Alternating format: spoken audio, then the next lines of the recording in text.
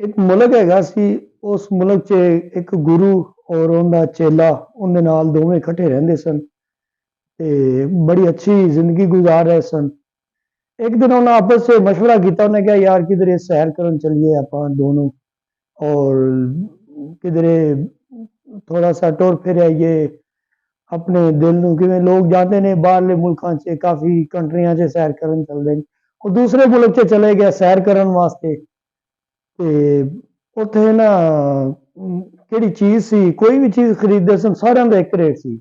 ਇੱਕ ਮਿਸਾਲ के तौर सोने ਦਾ ਇੱਕ ਰੇਟ ਸੀ। ਕੋਈ ਵੀ ਖਾਣ ਪੀਣ ਦੀ ਚੀਜ਼ ਸੀ ਸਭ ਦਾ ਇੱਕ ਰੇਟ ਸੀ। ਕੱਪੜੇ ਦਾ ਵੀ ਇੱਕ ਰੇਟ ਸੀ ਸਾਰਾ ਕੁਝ। ਉਹ ਚੇਲੇ ਦਾ ਕਿਹੜਾ ਹੈਗਾ ਸੀ ਨਾ ਗੁਰੂ ਦੇ ਨਾਲ। ਚੇਲੇ ਨੇ ਕਿਹਾ ਵੀ ਇਹ ਤਾਂ ਮੁਲਕ ਬਹੁਤ ਅੱਛਾ ਹੈ ਤੇ ਮੈਂ ਇੱਥੇ ਜ਼ਿੰਦਗੀ ਗੁਜ਼ਾਰਨਾ। ਤੇ ਗੁਰੂ ਨੇ ਕਿਹਾ ਬਈ ਇਹ ਮੁਲਕ ਠੀਕ ਨਹੀਂ ਹੈ ਤੇ ਕਿਉਂਕਿ ਇਹ ਮੁਲਕ 'ਚ ਕੋਈ ਇਨਸਾਫ ਨਹੀਂ ਹੈ। ਇਹ ਮੁਲਕ 'ਚ ਕੋਈ ਨਾ ਕਿਉਂਕਿ ਹਰ ਚੀਜ਼ ਇੱਕ ਰੇਟ ਤੇ ਕਰ ਦਿੱਤੀ ਗਈ ਹੈ। ਇਹ ਮੁਲਕ 'ਚ ਮੈਂ ਤਾਂ ਨਹੀਂ ਰਵਾਂਗਾ ਤੇ ਲਿਹਾਜ਼ਾ ਮੇਰਾ ਮਸ਼ਵਰਾ ਹੈ ਤੂੰ ਮੇਰੇ ਨਾਲ ਹੀ ਚੱਲ। ਚੇਲੇ ਨੇ ਫੈਸਲਾ ਕੀਤਾ ਨਹੀਂ ਯਾਰ ਮੈਂ ਨਾ ਤੇਰੇ ਨਾਲ ਨਹੀਂ ਜਾਵਾਂਗਾ ਮੈਂ ਇੱਥੇ ਹੀ ਰਵਾਂਗਾ। ਤੇ ਉਹਨੇ ਕਿਹਾ ਠੀਕ ਹੈ ਮੇਰਾ ਨੰਬਰ ਲੈ ਲੈ ਕਦੇ ਤੈਨੂੰ ਜ਼ਰੂਰਤ ਪਵੇ ਕਦੇ ਕੋਈ ਮੁਸ਼ਕਲ ਵਕਤ ਤੇ ਮੈਨੂੰ ਜ਼ਰੂਰ ਬਤਾਵੀਂ ਜ਼ਰੂਰ ਦੱਸੀ ਤੇ ਰਾਬਤਾ ਮੇਰੇ ਨਾਲ ਰੱਖੀ। ਉਹਨੇ ਕਿਹਾ ਠੀਕ ਹੈ। ਉਹ गुरु हरी चले गया वापस अपने मुल्क 'ਚ। चेले हरी उस मुल्क 'ਚ रहन लग गए। रहंदे रहंदे काफ़ी अरसा रहे उस मुल्क 'ਚ। खावन पीवन मोटे ताज होए अच्छियां खुराकां खादियां क्योंकि हर चीज़ एक रेट ते सी। मौजां करन। कुछ दिन होए उस मुल्क दे विच चोरां ने चोरी कीती। जदों चोरी कीती ਉਹ दीवार ਨੂੰ ना सन लाया। दीवार ਨੂੰ जो सुराख उन्हां कीता थल्लों ਉਹ चोर जदों चोरी करन लगे सन अंदर जान लगे सन ते ਉਹ दीवार गिर गई। दीवार गिरी तो चोर मर गया। जदों चोर मरिया ते चोरां ने पर्चा करा दिता। हुकूमत पुलिस आ गई हुकूमत आ गई। वो चोरां दा बंदा मर गया। वो पर्चा मालकां ते हो गया भी तुसां दीवार मजबूत क्यों नहीं बनाई। उन्हां दे जदों पर्चा आया ਉਹ ਪੁਲਿਸ ਉਹਨਾਂ ਨੂੰ ਪਕੜ ਤੇ ਲੈ ਗਈ। ਉਹਨਾਂ ਕਿਹਾ ਵੀ ਸਾਡਾ ਗੁਨਾਹ ਨਹੀਂ ਹੈਗਾ ਅਸੀਂ ਲਿਹਾਜ਼ਾ ਇਹ ਮਿਸਤਰੀ ਦਾ ਗੁਨਾਹ ਹੈ ਮਿਸਤਰੀ ਨੇ ਦੀਵਾਰ ਸਹੀ ਨਹੀਂ ਬਣਾਈ। ਉਹਨਾਂ ਨੂੰ ਛੱਡ ਦਿੱਤਾ। ਪੁਲਿਸ ਨੇ ਮਿਸਤਰੀ ਨੂੰ ਫੜ ਲਿਆ। ਮਿਸਤਰੀ ਨੇ ਕਿਹਾ ਵੀ ਮੇਰਾ ਗੁਨਾਹ ਨਹੀਂ ਹੈਗਾ ਮਜ਼ਦੂਰ ਦਾ ਗੁਨਾਹ ਹੈ। ਮਜ਼ਦੂਰ ਨੇ ਜਿਸ ਤਰ੍ਹਾਂ ਮੈਨੂੰ ਮਟੀਰੀਅਲ ਬਣਾ ਕੇ ਦਿੱਤਾ ਹੈ ਮੈਂ ਉਸ ਤਰ੍ਹਾਂ ਲਾ ਦਿੱਤਾ ਹੈ। ਉਹਨਾਂ ਮਜ਼ਦੂਰ ਨੂੰ ਫੜ ਲਿਆ ਮਿਸਤਰੀ ਨੇ ਛੱਡ ਦਿੱਤਾ। ਜਦੋਂ ਮਿਸਤਰੀ ਕੰਮ ਕਰਦਾ ਮਜ਼ਦੂਰ ਨੂੰ ਪਕੜਿਆ ਮਜ਼ਦੂਰ ਤੋਂ ਬਾਅਦ ਮਜ਼ਦੂਰ ਨੇ ਕਿਹਾ ਯਾਰ ਮੇਰਾ ਗੁਨਾਹ ਨਹੀਂ ਹੈਗਾ।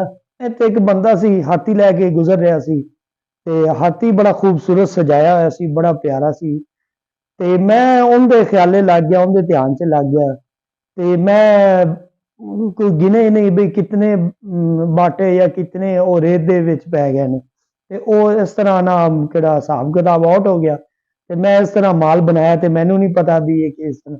ਉਹਨਾਂ ਕਿਹਾ ਵੀ ਉਹ ਹਾਥੀ ਲੈ ਕੇ ਬੰਦਾ ਲੱਗਿਆ ਉਹਨੂੰ ਪਕੜ ਲਓ। ਉਹਨਾਂ ਉਹ ਹਾਥੀ ਵਾਲੇ ਉਹਨੂੰ ਮਜ਼ਦੂਰ ਨੂੰ ਛੱਡ ਦਿੱਤਾ। ਉਹ ਹਾਥੀ ਵਾਲਾ ਕਿਹੜਾ ਬੰਦਾ ਉੱਥੇ ਲੈ ਕੇ ਲੱਗਿਆ ਸੀ ਉਹਨੂੰ ਹਾਥੀ ਵਾਲੇ ਨੇ ਫੜ ਲਿਆ।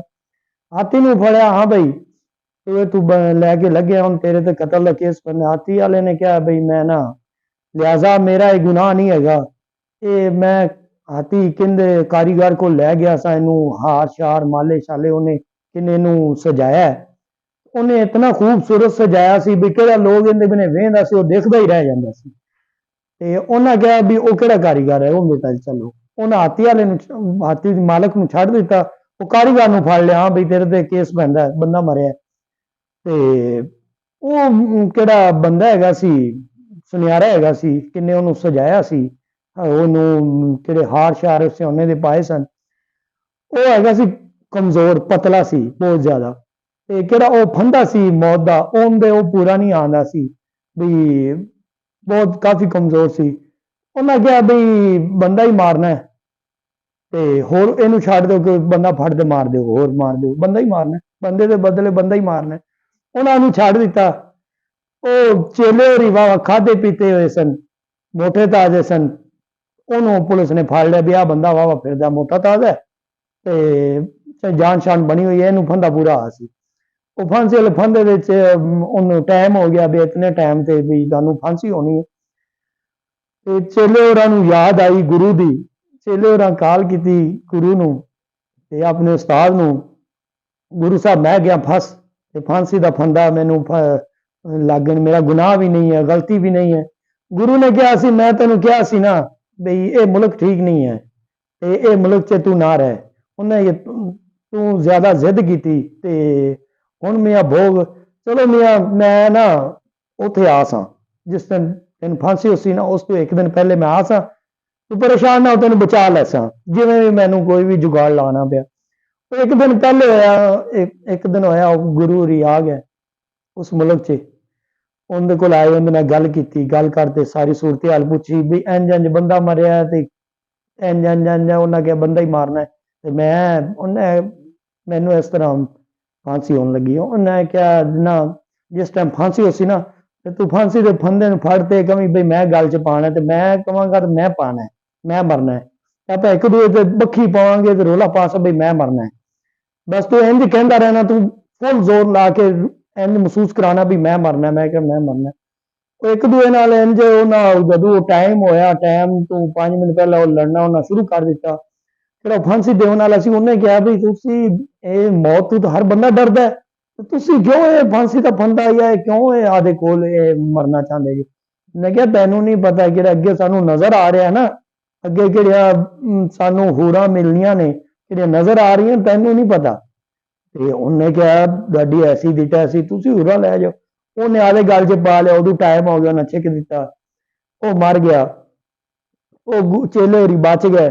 ਗੱਲ ਕਰਨ ਦਾ ਮਕਸਦ ਹੈ ਦੋਸਤੋ, ਤੁਸੀਂ ਇਸ ਵੀਡੀਓ 'ਚ ਲਾਜ਼ਮੀ ਦੱਸਣਾ ਹੈ ਇਸ ਟਾਈਮ ਉਹ ਕਿਹੜਾ ਮੁਲਕ ਹੈ ਕਿੰਦੇ ਵਿੱਚ ਇਸ ਤਰ੍ਹਾਂ ਦਾ ਕਾਨੂੰਨ ਚੱਲ ਰਿਹਾ ਹੈ और इस तरह की ज्यादतियां हो रही ने। अपना ख्याल रखिएगा, इस चैनल को लाइक करना, सब्सक्राइब करना और फॉलो करना, शेयर करना ना भूलिएगा। थैंक यू, अल्लाह हाफिज़।